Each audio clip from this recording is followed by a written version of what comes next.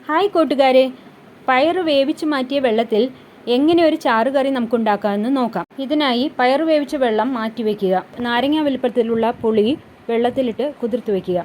ചുവട് കട്ടിയുള്ള ഒരു പാത്രം അടുപ്പിൽ വെച്ച് ചൂടായതിനു ശേഷം ആ പാത്രത്തിലേക്ക് 1 ടേബിൾ സ്പൂൺ വെളിച്ചെണ്ണ ഒഴിച്ച് അരമുറി തേങ്ങ ചിരകിയത് ചേർത്ത് വറുത്തെടുക്കുക. അടുപ്പ് അണച്ചതിന് ശേഷം ഉടനെ തന്നെ 1 ടേബിൾ സ്പൂൺ മുളക് പൊടിയും 2 ടേബിൾ സ്പൂൺ മല്ലിപ്പൊടിയും ചേർത്ത് നല്ലവണ്ണം വഴറ്റിയെടുക്കുക. തണുത്തതിന് ശേഷം ഒരു മിക്സി ജാറിലേക്ക് മാറ്റി കുറച്ച് വെള്ളമൊഴിച്ച് നല്ല മഷി പോലെ അരച്ചെടുക്കുക.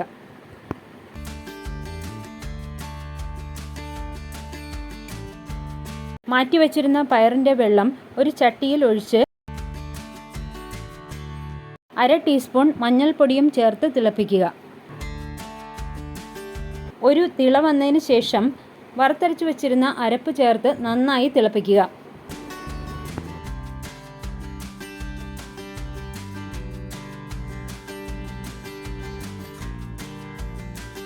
ഇപ്പോൾ ഇതിലേക്ക് പുളിവെള്ളവും ആവശ്യത്തിന് ഉപ്പും ചേർത്ത് ഒന്നുകൂടി തിളപ്പിച്ചതിന് ശേഷം അടുപ്പ് അണയ്ക്കുക.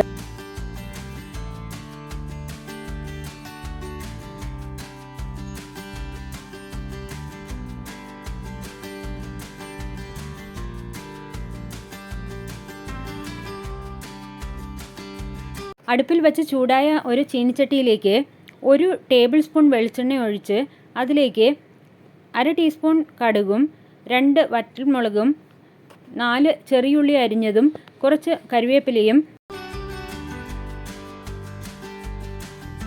ചേർത്ത് നല്ലവണ്ണം ഇളക്കി അടുപ്പ് ഓഫ് ചെയ്യുക.